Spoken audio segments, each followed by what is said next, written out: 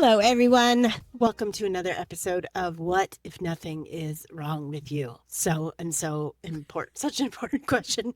More and more important question. Every day, such an important question. That's all we're going Asking to talk about myself this question like a mantra. It's my mantra. constantly. That's basically what our episode is about today. We're just going back to basics and going back to this very fundamental question. What if nothing is wrong with you? My name is Paula D. Atkinson. I'm Lisa K. Our friend Nameka is here to produce us and keep us on track. Yeah, we're going to talk more about what if nothing's wrong with you and maybe give you some permission and some pointers on how to deal with existing and being conscious in 2025. But first, we just have a little bit of chit chat. So Lisa, you go first. I want to just expand on Nameka's review of Thunderbolts. Yeah. Because I watched it in 4 sittings with my son. Wow. And because that's how we do things in chunks. We just chunk it out. Right. It was the first movie he has ever watched with me at my suggestion. I think I did too many 90s movies, and his YouTube high-speed edit brain lost trust in me. Sure. But he was willing to give this one a shot. All of his friends, he loved it. He's asked me when the next one is. His friends all love it. And I loved it. And one thing, I don't want to give it away because I was like, how do I talk about this without being spoilery? But the thing that I loved about it was this idea that everybody has darkness in them. That if you are in a place where you're like, I'm the only one with the darkness, because that's what the darkness tells us, it is a great little antidote for that. I thought it was just the way it handled trauma was just kind of unique and different, and I thought really cool. And then the group therapist in me. So there is this principle in group therapy that if you are feeling, which I'm not sure I believe anymore completely, but it's a fun idea, that if you are feeling something, at least one other person in the group is feeling that too, or thinking that too. Interesting. And the ending of the movie is like such a lovely idea of that, like, you're never alone. And that, like, I think thinking about the loneliness episode and just the way that the end of the movie talks about the power of, like, supportive relationships in dealing with shame. Like, the group therapist in me just loved the end of that movie. So anyway, if you're sad and you feel alone, I think that Thunderbolts, even if you're not into action films or Marvel, which I am not, it might speak to you. I don't know. It might just be a little fun flick to take in. That's great. I'm getting on a plane next week, so I will watch Florence Pugh on a plane. Thunderbolts, and Julia Louis-Dreyfus, right? It's Julia Louis-Dreyfus. I can do this. I know, as a villain is also just fun. Like, if you met her on Seinfeld, that's fun, and it's funny. It's very funny. The characters are very lovable. Funny now. Yeah. David and I like to debate who, like, our favorite is, and his friends in the car debate their favorite. It's just cute, wholesome fun that I'm with Nameka. It was a really good take on mental health. I was like, what a great thing that this exists. This would not have existed in the 80s. I wonder who wrote the script. Oh, I know. I don't know. And also somebody depressed and traumatized wrote that script. Great. That's why I want to write scripts. Yeah. Nameka, you might know this. When did Marvel movies start? Like 20 years ago? 2008, I think, was the first one. Oh, no. I'm sorry. Blade was the first one. And that was like almost 20 years of Marvel movies, right? Well, we really have come a long way. They are way more funny than they used to be, which I appreciate. I feel like Taika Waititi was the first one to be like, why is this so serious? Let's make it weird, which I appreciate. You needed somebody from New Zealand to be like, this is way too serious. Let's make it weird. But I do appreciate that they're way more funny now. So that's good. They're funnier. And I will say, I'm thinking about it now. We're going to talk about the fascism in this episode. It's a nice little antidote to the fascism, because it is about, like, the power when a group comes together and, like, power and control. It's great. It's a nice antidote for everything right now. Yeah. I love that, because I love all the memes that are like, who are these people that voted for the fascists? Have they never seen Star Wars? Have you never seen Marvel movie, like, ever? Like, do you know who the bad guys are? Are you not clear about what we're are you doing confused? here? What's going on? Why are we voting for Darth Vader? What are we doing? Why are we voting for the Emperor? Right. God. Right. And they say that English degrees have no relevance, but I'm like, guys, people with English majors know who to vote for right now. Exactly, because they read enough stories. Exactly. Yeah. I wrote enough stories. Okay, great. My recommendation is the Unicorn Girl podcast. So this is within the same vein as Scamanda and like these podcasts that are about women with severe personality disorders who scam. So Scamanda was the one about the woman who lives up in San Jose who faked having cancer for years. And then there was another one. There's a few of these like women. Wait, is this the wellness influencer that faked having cancer? Because No, I'm watching that documentary and that's us, the wild. Australian. That's Bella. What's her butt? She's Australian. Okay. These are That's all different. American people. This is a woman. Her Carry name on. is Candice Rivera, and she is lives in Utah. Was married to a Mormon, never was a Mormon, but Mormonism comes up a lot. And she launched a multi-million-dollar business and global nonprofit, all of these things while like maintaining this super flawless image, mother of two, and then scams everybody. It is wild. Like you're like, oh, this is, just some bored housewife with a, personality disorder. She's going to the Ukraine and getting orphans out of the Ukraine. Is she doing good? Is she scamming? Is she like the Robin Hood of scamming or no? Yeah, I mean, yes. I don't know. I mean, this was my because she's process. She's not taking orphans out of Ukraine, right? She's like stealing children. Is that what's happening? It's Maybe. Not like Yeah, I don't want to give it all away because you have to listen because it just gets weirder and weird every episode. You're like, what is happening? This woman is wild. And then I got really down on myself and I'm like, is this anti-feminist to be listening to and to be fascinated? But then I remembered that like, oh, when men have personality disorders, they just murder women. When women have personality disorders, they scam people, but no one ever dies. So I landed there. That's where I landed with the whole thing. Yeah. I mean, people love true crime and true crime is usually men murdering women. And yeah. Right. So at least with these women, they're just scamming people. So you can also watch it with a bit of a gender lens. Well, this is a podcast. See what you notice, or listen to it with a bit of a gender lens. Yeah, and just see what you notice, and we can all reflect exactly on what it's like to. Okay, I love it. Interesting. It is. I put it in my thing. I have to get to it. It's fascinating. It's really, really, really wild. It's I mean, I thought the Scamanda one was wild in terms of what she could get away with, but this woman, she's going to all these bizarre places. She's getting like ex-military to come with her to like go across enemy lines in Afghanistan. So it's bananas. And then you realize that like Michelle Obama said, when they asked Michelle Obama what was it like to sit at the table with all of these leaders, she said, mm-hmm.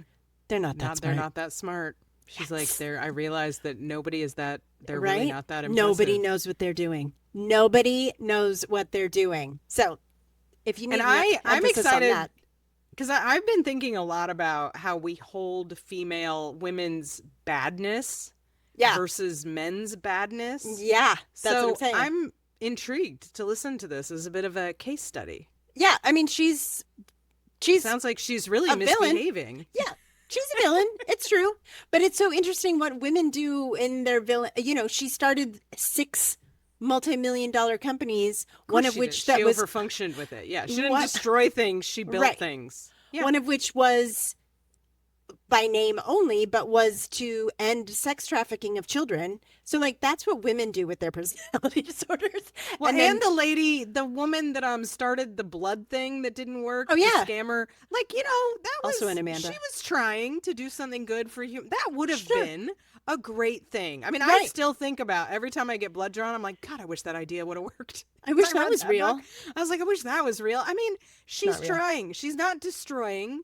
They're just building. Yeah. Women sociopaths tend to build perhaps fake things. Sure. But at least they're building. And their hearts are kind of in the middle. I don't know. Maybe that's a little, that's a They're stretch. Like, this should exist. Right. And I'm just going to collect the money as if it does exist. And that's where we go a little awry. That's where Candace Rivera goes. But the goal is not destruction. And I think we've really got to give them some credit for that. Well, my psyche teacher, remember Miwa used to always say, women are the only people who should have the power of destruction. Interesting. And then she gestures broadly at the entire world. Yeah. Speaking of which, we, Lisa and I wanted to do this episode on mental health and control, quote unquote, in societal chaos. Now, I know we already did one about how fascism is a mental illness, and we've talked about this a lot lately since January 2025. But we just had a little bit more to say about how to keep your wits about you, or how to at least try to keep your wits about you. So this episode is dedicated and born of the many, many, many sessions that Lisa and I have had where clients talk about quote unquote relapsing into food restriction, or maybe they're drinking more, or maybe they're like binging, I put that in quotes too, at night, or maybe you're shopping a lot for bullshit that you don't actually need. So welcome. Maybe this is the episode about that if you can't keep your wits about you at this stage of the fascist process, there is nothing wrong with you. There's nothing wrong with you. This is the part 2 of, hey, might not be able to keep your wits about you all the time, and that's not about you. That's fine. It reminded me that I wrote a Instagram post in, I think it was April of 2020.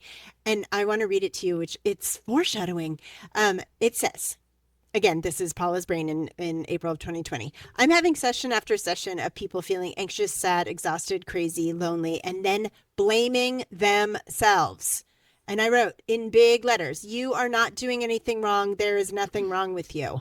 Foreshadowing to my podcast. That's well, it's almost like you're trained as a psychic. Almost.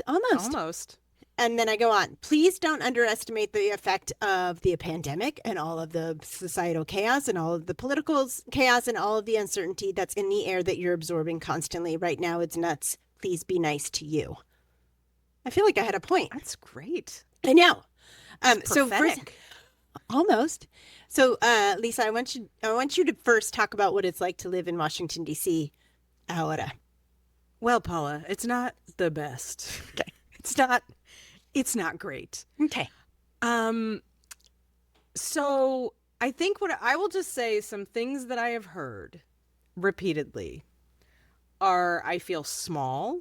Oh. I feel powerless. Yeah. I feel helpless. Yeah. There are a lot of people just really angry with themselves because they end up in situations where they want to be aggressive or, indicate resistance against cops or ICE. And they are also scared to, because maybe they are parents or they have responsibilities, or they just don't want to go to jail that night. Sure. And they are both mad at themselves if they do it and get out of control and take risks. And they are also mad at themselves if they don't. So there is definitely a clear no-win situation happening where everyone just feels bad about themselves no matter what they do. Which I'm going to talk about is kind of like the sort of the bystander effect. Right. ICE is, for anyone who doesn't know, I do feel like I want to explain this ICE and us arresting just random immigrants. And now we're evidently just arresting anyone. We're arresting white people. I mean, and I say that even what's happened this week that is interesting is the white privilege is not even holding. And people are a little shocked by, I was going to use my white privilege in this way, but now they're arresting. And there is something about that makes I feel bad being like, oh, the white privilege isn't holding. Now we're truly unsafe. And so, I mean, I'm aware of the white privilege in that sense, like, because there is the like, well, welcome to the party, guys. Now we feel like everyone has felt. Sure. And if the white privilege is not holding, it indicates the extent to which the chaos and the fascism is rising. So it is very unsettling. Right. And I'm unsettled by both thoughts on both sides. And I think that's kind of where everyone in DC just lives right now. Wow. But for those who aren't here, the ICE, I'm the only person that I know, I think, at this point who has not seen ice with my own eyes, because I come to DC and I'm in a very narrow radius of where I move around, but they are 2 blocks away. If I went to the Circle, they would be there. Oh, right. People are they're driving their nannies around and their childcare providers around because they're afraid to move around on their own. They use Waze to track the police. There are school brigades because ICE is waiting in alleys and in places and catching kids on their way to and from school and taking parents. And so parents have like brigades to take pictures and try to document and try to alert to where they are. The thing that broke me, which I'm also aware is sort of a like, because I have the white indoctrinated part that associates immigrants with labor. And I have to like, but I'm just going to own that's in me. Of course. But that's not actually what this reaction was about. But the thing that broke me was when I heard that the children in daycares can't go out anymore. They can't go on their little walks. You know how I used to see them with like, they'd be holding the little string and walking all around the city, and they can't anymore because although they're afraid they're going to either pick up the kids or pick up the workers. The workers, of course. And that, I don't know, something about that was just like, and again, it's about like, that is the extent to which it is now in our daily lives. It is deeply restricting people's lives. And it feels, I mean, as someone who's read a lot about Nazi Germany and, and read a lot about the apartheid and Jim Crow, it feels like those early, when you read the memoirs, it's like those early days where you're just like, things are changing and I'm watching it and I'm just like bystanding it. And I think everyone is uneasy. Everyone feels stressed out. I'm having weird symptoms that have recurred, which I think may be tied to this, but it doesn't feel, it's like, well, it's not happening to me. So you can't link it. And I think that's what we're going to talk to, but it is deeply stressful and scary. And it just feels like it's getting tighter and tighter and tighter. And there is this powerlessness about what to do, which is the point, which we will talk about. But that's what it's precisely like here. Exactly. It's pretty dark. Sounds dark and terrible. Yeah. And so I don't know if people know or if people care, but my body now lives in California, but most of my clients are still in DC or Virginia or Maryland. Some of them are here in California. So I would love to report that it's wild, the difference between when somebody from and I only work on virtually, when a human who lives in California pops up on the screen versus a person who lives in DC pops up on the screen, the vibrations of those are wildly, markedly different. And so what I'm experiencing, and Lisa polled me to ask me about this specifically, what I'm experiencing is I'm having people who I haven't seen in a couple of years pop up in my email inbox saying, for some reason, I think starvation is a really good idea now. And I'm relapsing into my eating disorder, behaviors. And, or I had a client yesterday who I was like, tell me more about what's going on with your mental health. And she was like, alcohol. And I was like, yeah, here we go. Right. And so I wanted to say that on an internal level, what happens when, fascism takes over is there's a desire for control and at the exact same time, a desire for soothing, which in the way that we do that in Western world, those are the opposite things, although they're not always, but so the desire for control within starving yourself, more eating disorder stuff, right? It's not lost on me that the rise of literally everybody on GLP-1s and fascism at the same time, those two things are not separate things. So old thoughts and behaviors may be showing up right now, and that's okay. The worst thing you can do is be mean to yourself about it. The worst thing you can do is really judge yourself around it, that you're doing something wrong. One thing that I don't think we talk about enough is that that fascism, white supremacy, all of these things are the exact same thing. And the mental load of it, the mental vibration of it is a constant ranking of yourself and other people. A constant ranking. How am I doing? How am I doing? How are they doing? How are they doing? How are they doing? How am I doing? How are we doing? Competing. And one way you can fight fascism within your own consciousness is to stop fucking ranking yourself all the time. Stop evaluating yourself. This constant evaluation of, are you good or are you bad, or are you doing good or are you doing bad? To just give yourself a fucking break. Give everybody a fucking break right now. I'm not saying like go out and do heroin, although I don't know. Probably not. But like, if you do, don't hate yourself too, because maybe try clinically endorsed ketamine just because it'll be safer. Sure. I mean, that's true. Please do ketamine under the guise of a medical professional. But I mean, it's just like when you pile the hatred of oneself on top of what you are doing in order to feel any semblance of control or soothing within all of the societal chaos right now, that's not helping. Shame will always, always, always ensure that you will do the quote unquote maladaptive behavior again. If you want to do it again, shame yourself for it. And shame other people. And it's also what is scaring me and concerning me, in addition to all of that, is the way that it is dividing people. Yeah. Because as this all gets tightened, it's like there's more haves and there's more have-nots, and the constant, which everyone was, when we're therapists, everyone anyway is always like, well, because we've learned all of these things in our, families of origin. Well, it's my problem isn't as big as their problem. The suffering Olympics, whatever. The suffering Olympics, let me tell you. Right now, oh my God. They are intense. Yeah. Because nobody's winning and nobody's losing, and everybody's winning and everybody's losing. Right. And one manifestation of it that it literally like makes my head scratch. I'm always like, time out. And it seems to be particularly with white women is this like, I feel so terrible and stressed out about all of this ICE stuff, and I really don't like it, and I feel very scared and very concerned. But you know what? I'm fine, and I'm not allowed to feel that, and I'm fine, and I know, and I'm just like, wait, time out, because what you are talking yourself out of is empathy. Like, it's one thing. I feel like we've sort of over-rotated for some people on what we've learned about white fragility, because I'm like, it's one thing to say, oh, woe is me, my tears. This is all about me. This is all about me. But I'm like, you're literally paying a therapist. There's no one else here that you're taking anything from. Right. And like, it would be more alarming if you didn't care.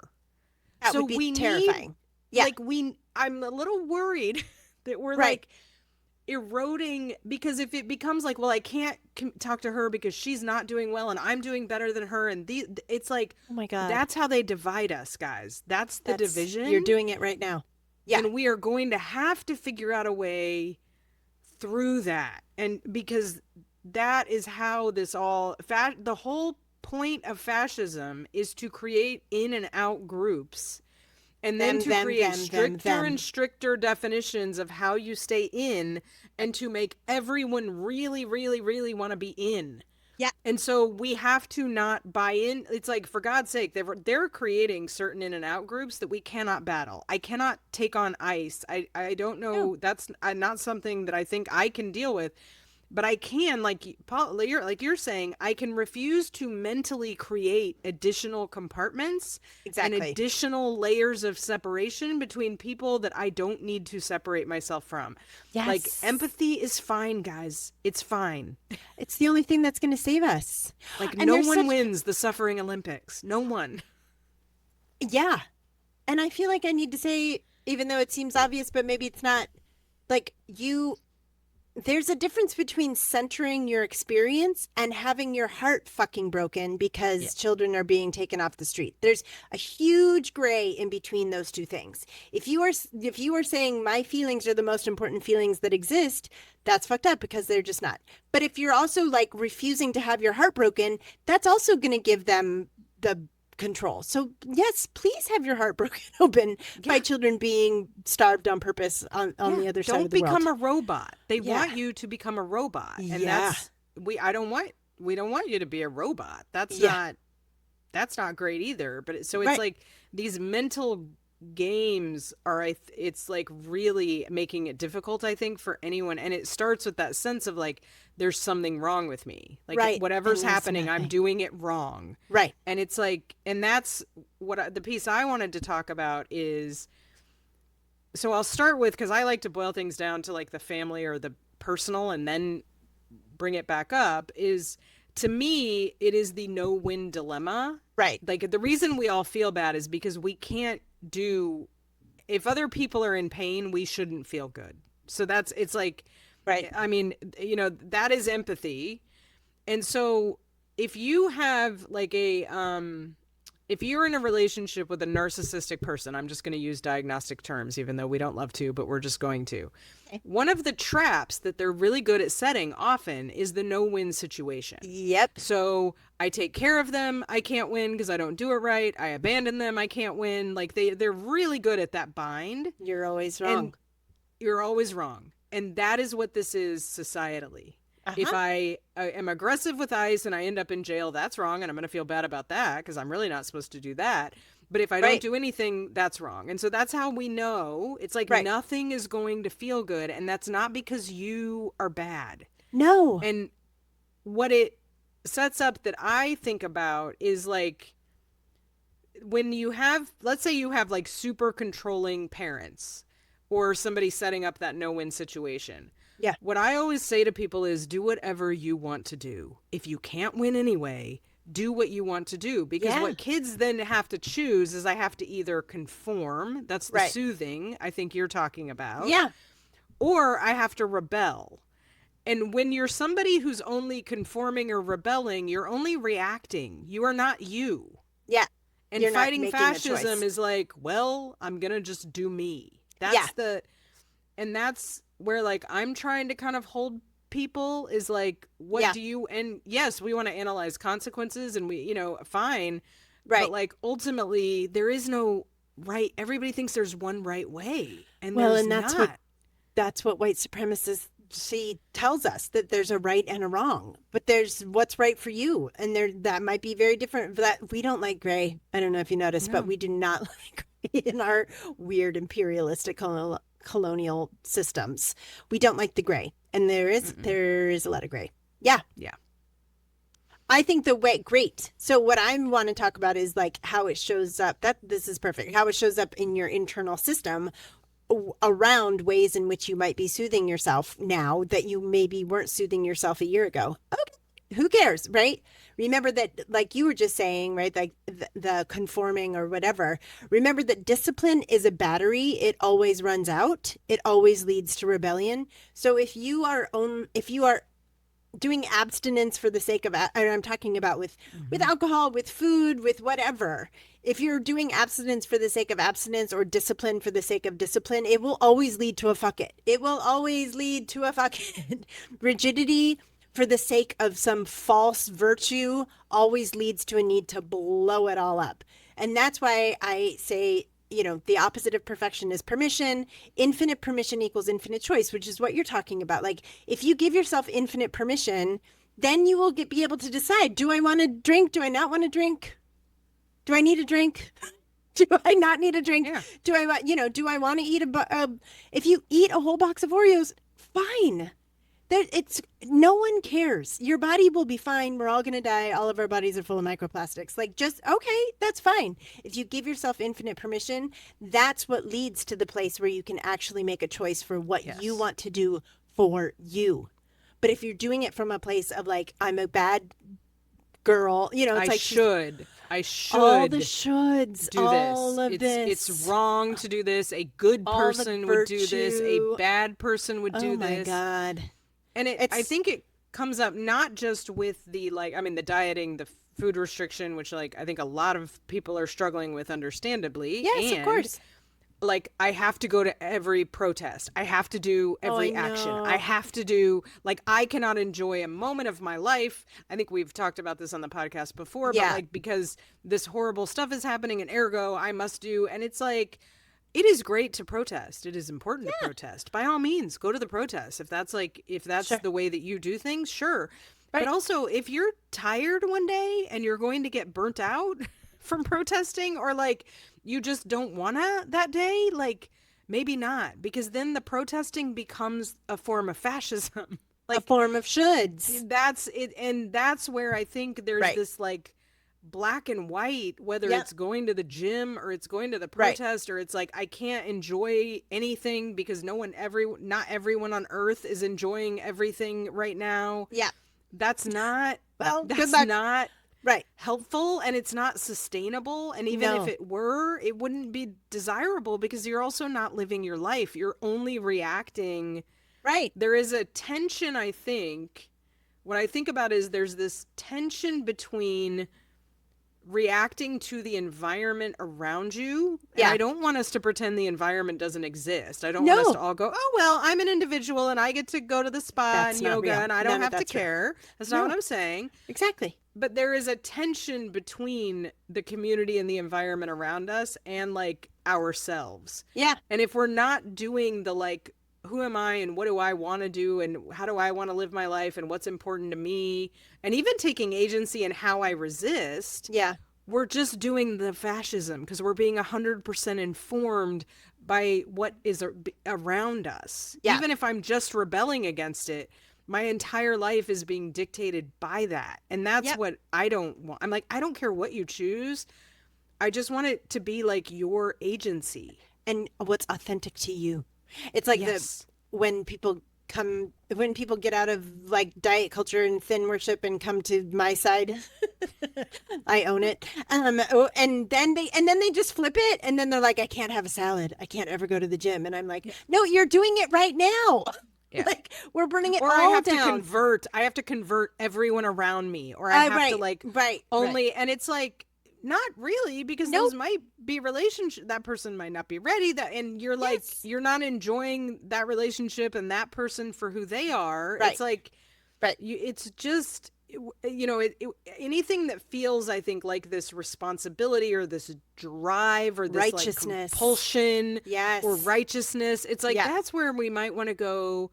Let me just take, again, there's nothing wrong with you because there's a reason you're driven into that. Of course. But it's like, let me just take a minute and think about if I have to be responsible for converting everyone from propaganda that is literally fed into us every minute of our lives. Right. Maybe that's not my job. Maybe I Maybe can I don't just do deal that with today. like my own mind. Right. That's what it's like. I can just deal with my own mind and let people, because you have power. Otherwise, we're just becoming, and it's very hard to not become the fascism in a fascist place. This is the Buddhist. This is why the Buddha talks about the middle path. Right? We're not too far over here, and we're not too far over here. And when you're on the middle path, you're not just walking a straight line. You just it's like bumper car, it's like the bowling alley with the bumpers in it. You're just like boop and boop and boop and boop, right? And you correct. Yeah. So there's nothing wrong with you. I was thinking about this because the several people that I've talked to that are like, oh, but I'm, for some reason I really want to starve myself again, or I really want to, drink White Claw constantly or whatever. And, we've been talking about the pandemic a lot, because it feels very similar. And I was thinking about how, like, did we probably, drink and eat and fuck and shop too much during the pandemic? Yeah, probably. Like, but who the fuck cares? Because we're still here. We're the ones who survived, so we must have done it right. Coping with something very scary that took away our other coping mechanisms, which is also happening right now. Because people have less money, they have less ability to there's less ability to, if you are a brown or black person, or now really anyone, no one wants to move around DC. It's like that limits, even if you're not kind of aware of it, it's like it's limiting the sphere of your normal coping. And that means, like, one way that I think about it is, one thing that a lot of parents of autistic kids talk about is having no good choices for your child. And this comes up in once you see that, you're like, oh my God, it's everywhere in the United States of these America in 2025. Oh yeah. So this is like, you have a kid who really is struggling in the school environment, and you're also like not super wealthy, so you can't, choose whatever perfect private school or, homeschooling, whatever situation. Sure. So your options are to like quit my job and homeschool my child and like take away their whole social world and also make myself miserable because now I have to give up my career and we're more financially stressed. Yeah, that's not a great choice. Although my kid might love it because they hate school. But my other option is to just take them out of school totally, and then I can go to jail and be called by CPS. So that's a fun option. Sure. Or I can send my kid to the school that is not meeting my child's needs and traumatize my child and cause stress. Like, none of those are good options. And those parents then end up feeling like there's something wrong with me. them. Exactly. And the work is to say, like, no, you are being presented with no good options. And you just have to choose. And I feel like that I try to work a lot with people to kind of like, let's look at what your actual options are. Do any of them feel good? Right. Okay. That's not, we didn't build this. Yeah, I didn't build this by myself. Right. Like, and you're allowed to be impacted that. You're allowed to have feelings about it. But I don't want you to have shame about like, you can't create a magical option that doesn't exist in the systems that we have. Like, it just doesn't, because the systems are not built to account for humanity. That's the fascism, guys. They don't care. Built for white, straight, cis men. And for making money. Yeah. We don't provide care under that. I saw a meme yesterday that was like, I've been unemployed and I've worked 9 to 5, and my recommendation is do not be born. Yeah. Yes, that is exactly. That's the no good option. That tracks. And I think that tracks. I like to help people see that. Yeah. Like, I mean, it's not your fault. The only way out is to be like massively wealthy and be able to just leapfrog. And it's like, no one is. And no one is. Or to go live in a yurt. Countless. Yeah, I could give, especially as a parent. And if you start looking for them, I do think it's a good mental health tool to start just looking at, do I have any good options here? Right. Why do I not have good options? Is that my fault? No. Okay. No. This isn't mine to own. Exactly. This is not my fault. I have a problem. I'm going to make a choice, but I'm not going to own shame about it because this isn't my mess. No, this is not your system. You are in it, but you are not of it. That's what it says in the Bible. Speaking of the Bible, I want to remind us all that, like, when it comes to, like, you know, we survived and perhaps we were doing things we shouldn't have done, or we were overindulging, or all of this nonsense language that I hate so much, that, like, the puritanical zealots, that white supremacist zealots that started this bizarre social experiment called the United States of America would have us believe that if we're in a constant state of testing our virtue and our righteousness, that that's where we're supposed to be. Like, you know, is this good? Is this bad? Is this good? Is this bad? But, like, that's not what you're here for. That's not what any of this is for. Like my favorite book says, your soul is here to experience all of it. I don't know why my soul signed up for this, but I believe that my soul did. And no one's beating you. That's the whole thing too. We're in this constant competition of who's the most righteous, who's going to the most protests, who's the most anti-fascist, right? All of this competition, but just live your life. You're fine, and stop ranking yourself and other people constantly. The ladder doesn't exist. All this hierarchy of like who's doing it better and who's having more fun than me. No one's having more fun than you. No one. No. Being here is shit. It's all pretend. It's all, and the number of people that I have, it's been very interesting because I'm having one of those weeks where like they're all saying the same thing, and it's this constant sense of like, I'm behind. Everyone else has figured this out. Everyone else is doing this right. And when I say to them, like, because it's often about like dating and marriage, you know, and it's like, well, everyone else. And I'm always like, so the marriages you see around you, those look good to you? That way? And they're like, well, no, they actually look terrible. And I'm like, so are you sure they have it all figured out? Or no one knows. Are you sure it's going better? And then it's like, oh, and I'm just like, it's all just different options.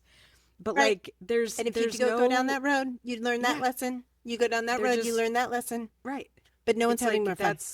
No, and nobody's got it figured out, and nobody like got the golden ticket, and nobody's sitting in their house going, I feel, rest assured, nobody is going, I really have it all figured out right now, and I'm just feeling great. I mean, maybe there are people, if there are, they're not talking to me, because that's not how people are experiencing the world right now. I think there are some white boomer men that think that, but they are they're not in therapy. No.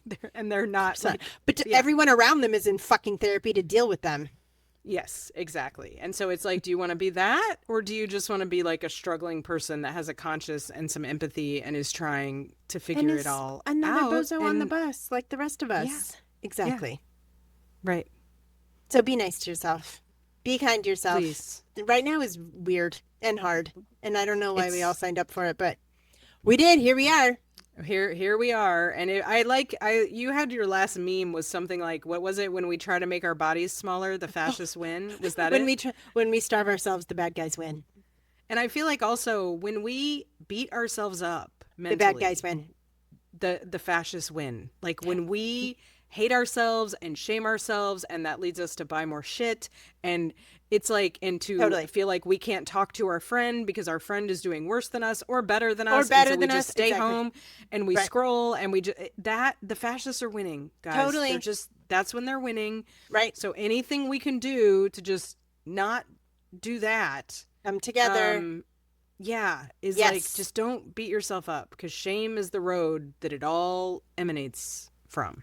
If you rank yourself, if you rank others, the bad guys win. That's what they want you to do. And actually, the most powerful clinical intervention that I've had with clients, all of the clients who have come back and like, hi, I'm not doing great. Can we have a session? 9 times out of 10, I'll say like, well, I think the fascists want you to be skinny. And then they're like, oh, that's all I needed. You just earned your money. Bye. See you next time. Bye. You're like, I'm going to develop a 5-minute rate. I just see like, right. I'll just like, record myself saying the fascists want you to starve yourself. That's all. And then just send it to them. It's true. I can teach you how to make it a hypnosis. We should hypnotize everyone into like, the fascists want you to drink. The fascists want you to not drink. The fascists want you to starve yourself. The fascists want you to get married. They want you to hate yourself. They want you to get married. They want you to hate yourself because you're not married. Yes. Hypnosis for everyone. It's so true. It's so true. So we hope that's helpful, just as a little shot in the arm. And as usual, if you have any feedback for us or questions about anything, about how to survive in 2020, we'll do our best. Although, again, we are also just bozos on the bus. We don't know what the fuck we're doing. We don't know what we're talking about. Right? And if you want to give us, I had 2 people this week say, I want to give you an iTunes review, but I can't figure it out. And I'm like, oh wait, I can't really figure it out either. Although I've done it. So if you stick with it and give us an iTunes review, we'd be really, really grateful. And we'll talk to you next time. Like us, etc., etc. Bye. Bye. This podcast and any written materials related to it represent the opinions of Paula Atkinson and Lisa K, and our guests to the show, and any written materials. The content here should not be taken as medical advice. It is for informational and educational purposes only, and because each person is so unique, please consult your healthcare professional for any medical questions. In no way does listening, reading, emailing, or interacting on social media with our content establish a doctor-patient relationship.